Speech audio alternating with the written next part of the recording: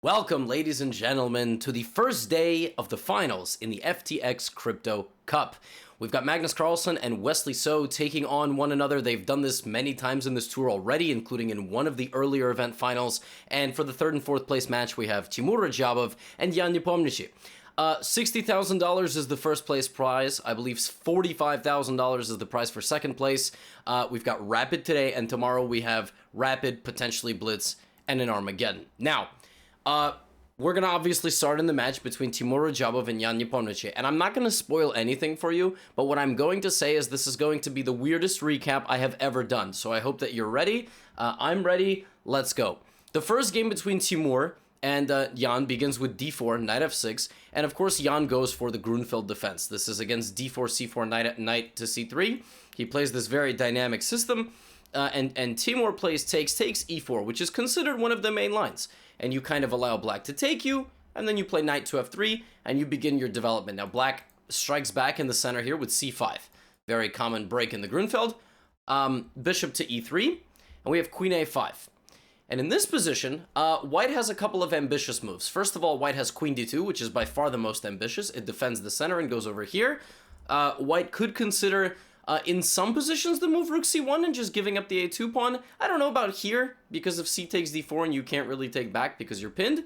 But bishop d2 as well. However, here Timur played knight d2. And after castles, knight b3, Timur gave up his c3 pawn with check because it's a forced draw. You cannot take the rook because it's defended and the queen has nowhere to go. And the players forced the draw in 15 moves. I know, right? I know. I was also shocked when I saw it. Like, what? Wait, what is going on here? I don't even... Okay. Game 2. Jan has white. That was strange. All right. e4, e5, knight f3, knight c6. Okay. They're not going to go for this Berlin draw we constantly see, right? Oh, okay. Queen e2. Okay. I mean, this is not a move we usually see. We see rook e1, d4. Okay, queen e2. What's that all about? Jan's got something in store for us. Takes. I'm sorry, knight d6, takes. Okay, now you probably take with the knight. You start building up the center. Jan takes with the queen. Okay. Queen trade? Queen a5. Interesting. With the idea to go rook e1. All right, okay. Wait. I can't... They agreed to a draw by shuffling their queens. This draw was in 11 moves. Okay, this is kind of a weird match. Now it's time for game 3. This happened in game 3 also. Okay, game 4. I mean, certainly they're gonna play something new in game 4, right? Okay, thank you. It was all part of Jan's strategy. 3 draws. All right. Crisis averted. Fantastic. We have bishop c4, bishop c5, and here Agadmater twitches somewhere because the Evans Gambit wasn't played. We get c3, knight f6, d4. Okay, this is all mainline stuff. Now let's go. Bishop d2, knight d2, or knight c3. Bishop d2. Okay, takes, d5. Right, there's a lot of theory here. So normally you take this and then you castle. Takes. Okay, queen b3 is an aggressive move. I mean, castling is, I believe, the main line to try to go rook e1, and then we have a complex game. No.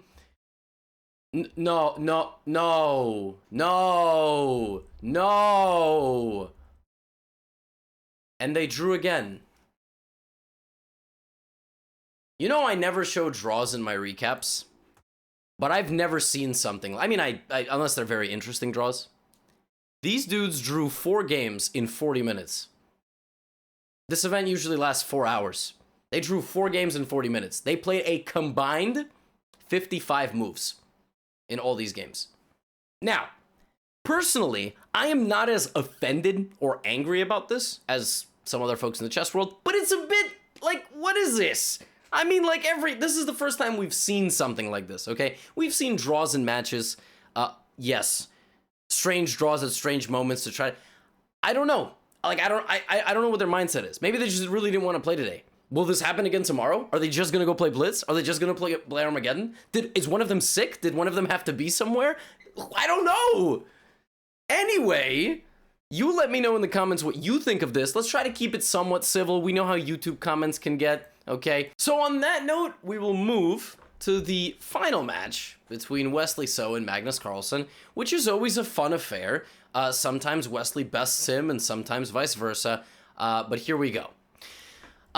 Wesley begins with e4, e5, knight f3, knight c6, bishop c4, bishop c5. This is actually exactly what we just saw in that final game. c3, knight f6, d4, takes. I apologize. No takes. That's what Nepo played, and then bishop b4. So one of the other main lines after takes is to push in the center with e5. And here, a player of Magnus's or Wesley's caliber is completely well prepared and knows everything, but a player who's untrained in this position might make some mistakes. So here, Black's best move is to play this move d5, the concept of danger levels. And now White plays bishop b5, pinning the knight. Black jumps the knight to the center. White takes back the pawn, attacking the bishop. The bishop moves out of danger, maintaining eye on the center. Knight c3 comes in, looking to trade pieces and make the center very strong. Black obviously doesn't do that, so castles. Now White develops another piece to stabilize the center. Black develops a piece. Okay, so far so good. Hopefully I have explained the opening to you sufficiently. Now here, the main line is the move h3. You kick out this bishop, and then you move on with your life. But Wesley plays a move that's the second most popular, but scores quite poorly, like 40% success rate for White, 60% for Black, which is really bad. But okay, clearly he must be prepared with something, right? So he moves the queen out of the pin, he targets the knight. Magnus backs the bishop up, and now the players' repeated moves. No, I'm just kidding, that didn't happen. Bishop f5 was played in the game, and Wesley went out this way. Essentially, you get your bishop off the knight here, and it comes out this way. Magnus does something common in this position, plays knight to e7.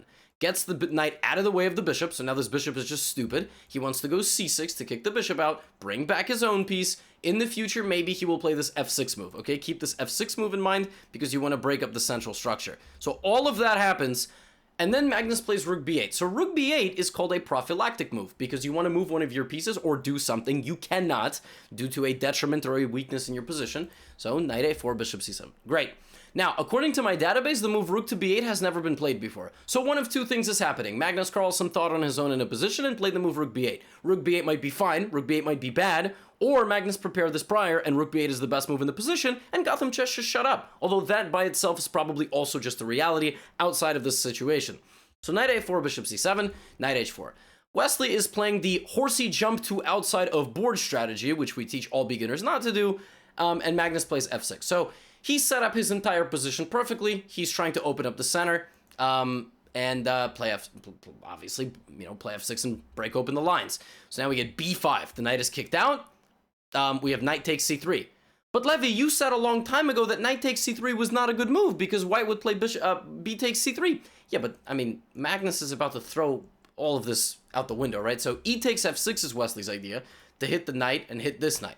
Now we have bishop to e4, total pandemonium. Magnus leaves both knights hanging, but meanwhile moves his bishop out of the way of the knight. So now we get b takes c3, queen d6 threatening checkmate. Wesley sees that, shockingly, the checkmate threat on h2, takes bishop f4, not to take back the bishop, but to line this up. Queen f6, bishop c7, rook b7, bishop comes back to attack the queen, queen moves, takes. Okay, everybody take a breath. Queens, rooks, bishop versus knight, and 6 pawns each. Who's better? Well, computer says 0.00. That's what the computer says. Completely equal, which either means it's actually completely equal or the computer's on smoke break. It's like the worker sitting at the booth. You see the worker's not opening the window, it's lunch break. What are you going to do? Queen b4, knight f5, queen c5. Wesley's going to take some pawns. Magnus says, go ahead, take my pawns. Rook e1. Now, ladies and gentlemen, how do you attack in chess when all your pieces are standing really nicely, but you can't really break through? You got no one who can really break through the wall. Who do you send in? Well, according to System of a Down, they only send in the poor. Now, who's the poor according to a chessboard? The pawns. You send in the pawns. In this position, it's 0.00, except the move h5 is -7 for black. So, yeah, just one move. And this all goes back to this position. It's actually funny. The computer doesn't even realize how terrible this position is yet. It says to go rook ae1, which is actually the move that was played. And if it's not rook ae1, you're just lost. This plan by Wesley was too slow. It was too slow of a plan, and all of a sudden, after h5 and h4, black is just winning. Just completely winning. Queen c6, and Magnus just takes on g3. Just sacrifices, takes. And Wesley tries to trade rooks, because that's how you try to nerf an attack. But the pawn is here, attacking the rook. If the rook moves, queen f2, game is over. You can give one more check, game is over. Stunning. I mean, basically, we got to like kind of an equalish position, but all the prospects were kind of in black's favor here. And this plan to move the queen to c5 is just no good. But the truth is that this plan by Magnus to go here, here, and here might just straight up be winning.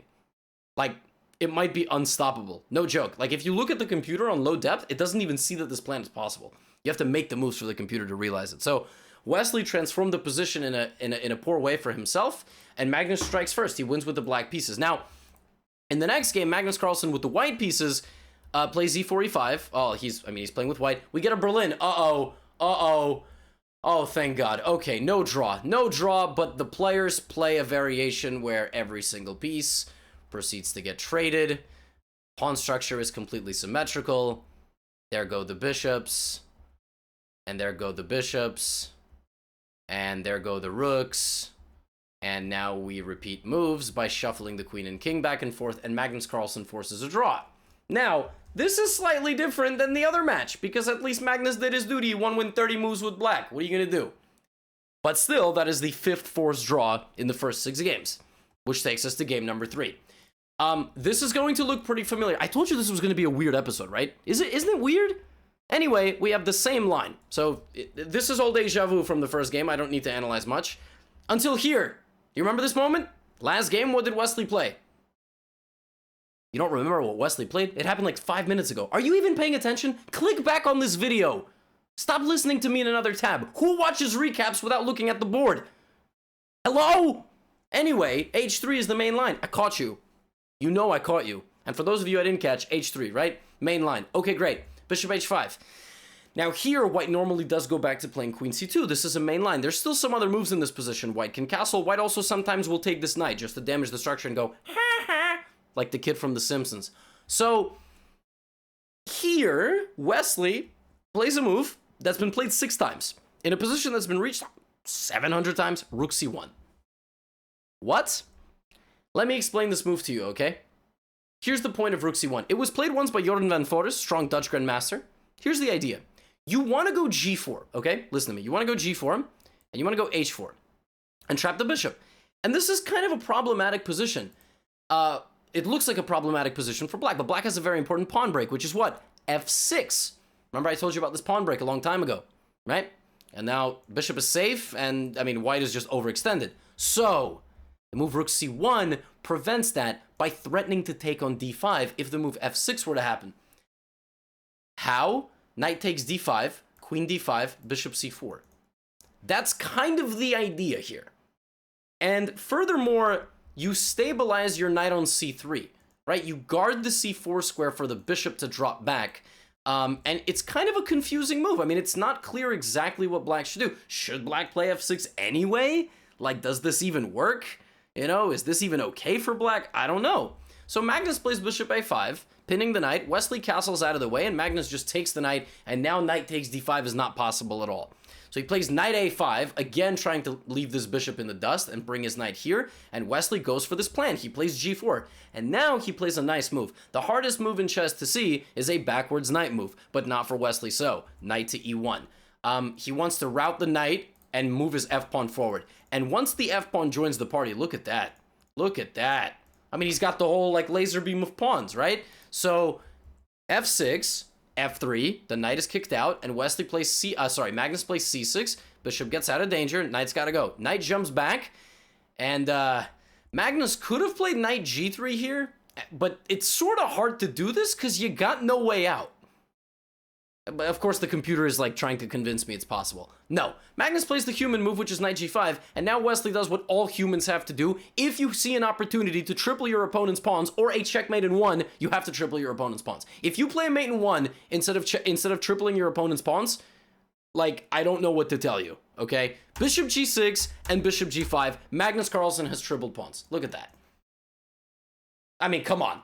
That's beautiful. So what does Wesley do? He goes to win one. Duh. And Magnus lets him. Because the thing is, you can't really guard those pawns that long. You can't let Wesley just keep those pawns like that. You got to give him one and then try to get all your pieces developed. And that's what Magnus does, and he tries to fight back like this. Now look, just one bad capture, just one bad move, and all of a sudden, you know, Magnus has queen c5, Magnus can take this. We take for granted how good these guys are and how they make everything look so easy. Like, you need to just ignore this, and you need to play knight to g2, finishing your plan. Magnus continues to create counterplay, and you gotta play rook f1. Just like Magnus doubled his rooks on the f-file last game, we're ready to play this f4 move. The second that Wesley plays f4, this game is over. So takes, rook c6, get the queen out of danger, never too late to hang a queen. Come on, be serious with yourself, right? How often are you winning a chess game, all of a sudden the queen's gone, all of a sudden the phone's getting thrown across the room? All right, here and now, folks, what's the move? f4. Now it's all over. Rook a3, queen g6. Yes, you can take my h3 pawn. Oh, so scary. f5, f6, and the game ends in style. Takes, queen h7, and there's only one winning move here, actually, for white, and it wins by force. And it wins by force, folks. Can you find it? Feel free to pause. I'll take a sip of my coffee. I forgot that I finished my coffee before I made my recap, so I just air sipped an imaginary sip. The move is not to trade queens. The move is queen to g7, which looks like mate, but the queen takes, pawn takes, and now it's a triple attack on the rook. And rather than playing a position where he would be down a full rook for one pawn, granted, Magnus Carlsen resigned the game. So, interesting improvement by Wesley between rounds. And he very well could have just spoiled an idea of his, this rook c1 move that's barely ever been played. That's the tricky thing about top-level chess. Wesley uses an idea that he has in his like little data bank over here. Maybe he could have used this in a serious classical tournament in the future, but we see him use it here, just like Timur used an interesting idea against Magnus. And folks, in the final game, this happened again. So their match also ended 2-2. I'm not even joking. The next game, Magnus has the white pieces, and this became the final position, just like game number 2. Now, you would say, well, that's kind of strange. Why would Magnus do that, right? Why would Magnus repeat? That doesn't make any sense. Well, here's why. He was interviewed after, and I took a little bit of the Chess24 footage. Chess24, if any of you watch this, don't copyright strike me. Shout out to Chess24 for the coverage. Anyway, this is what it looks like. And they asked him a question, and this is what he said. All right, we are now joined by Magnus Carlsen. The first match in the final is tied, and Magnus, I have to tell you, we're very surprised about your tactics in this final game. A draw here, what was that all about? I felt like shit and I didn't want to play. Okay, what do you mean by felt like shit? Your form? Yeah, I was just, yeah, I don't feel good today. Hopefully I'll... And there you go. He said it, not me. How blasphemous that the world champion uses such bad language. No, I'm just kidding. Listen, I appreciate the honest response from Magnus. Seems like he wasn't feeling well. And what more to say? Folks, I told you that it was going to be a strange day. This is one of my shortest recaps ever. It's usually like 25-30 minutes. And yeah, that's it. So it's all tied up. 2-2, and tomorrow maybe we'll have Blitz. Maybe it'll be a much longer recap because we'll have Rapid and Blitz and an Armageddon. I don't know. But the FTX Crypto Cup will end tomorrow, May 31st. See you then. Get out of here.